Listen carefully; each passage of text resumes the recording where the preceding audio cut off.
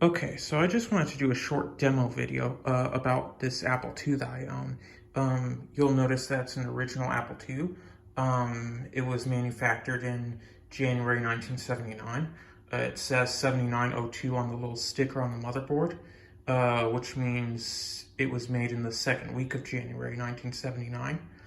Um, I got it about a year ago.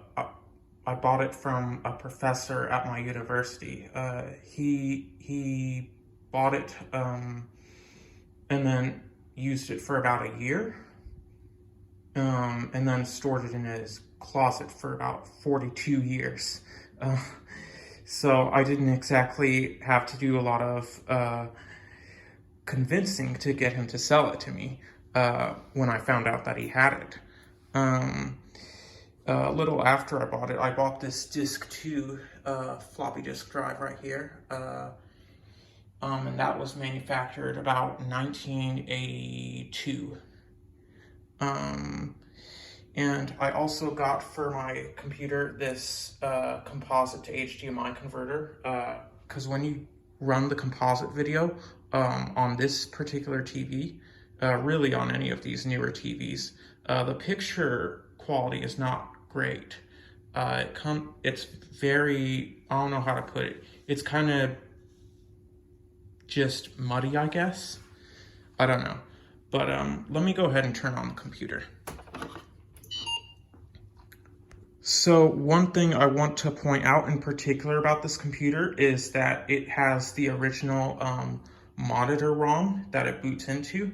So if you've seen other videos of Apple IIs, you've probably seen the little boot screen that says Apple II at the top, and then the floppy drive starts making noises as if it's connected to the computer. But that's not the case here, because that ROM came after. It came out around the same time as the Apple II Plus, but this hasn't been upgraded to that ROM, so it still has the original monitor ROM, and it boots into this prompt. Truth be told, I don't know too much about how to use that prompt. So usually when I use it, I just boot into basic, like so. And this machine actually has the integer basic ROMs. It had it on the motherboard, but then I swapped it out with the AppleSoft ROMs on the ROM card. So this is running an Apple Basic. I just remembered I don't know any Apple Basic commands off the top of my head besides home, which just clears the screen.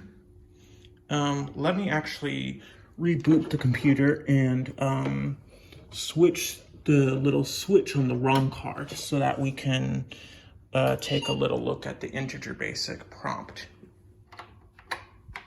Yes, so see how it has the little angle bracket prompt? Yeah, so let's demo a game on it. So this is Moon Patrol from 1983. And it's a neat little game. Just kind of hard to play. So let's give it a playthrough. All right. So since the computer doesn't know how to automatically boot from the floppy disk drive, since it has the monitor ROM, what we have to do is type a command in BASIC to boot from the floppy disk drive. And you can hear it making those wonderful little noises. All right. So just give it a second, it should start. It's a pretty simple game to play, except not really in practice. You just, let's go ahead and start the game. You just try to avoid these different obstacles and you shoot at things. That sounds simple, a lot less simple to play it.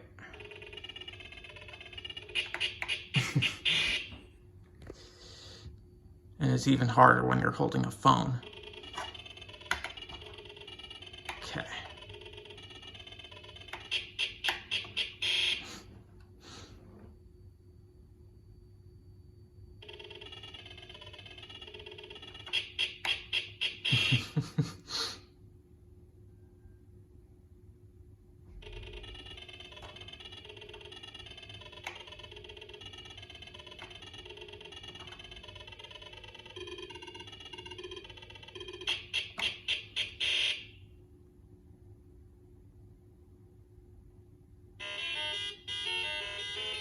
All right, that's enough of that. So you see that pressing reset takes us back to the monitor prompt. And anytime you want to go back to basic, you can just press Control B, then press Enter. One thing I do want to point out is that when I got this machine, when I first used it, the keyboard wasn't working. And what I ended up having to do was replace it with an Apple II Plus keyboard I bought on eBay, manufactured around November 1981. And it's a long story how I did this, but I ended up frying the encoder that came with that keyboard, because, I wasn't real experienced with Apple II stuff. I'm still not now, but I learned a little something.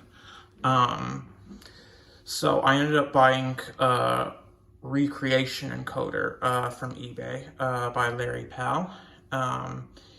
And that's also why when you turn on the Apple II, it makes that other buzzing noise besides the regular beep. Because that's the sound the encoder makes when you start up. And yeah, that's my Apple II. Thanks for watching.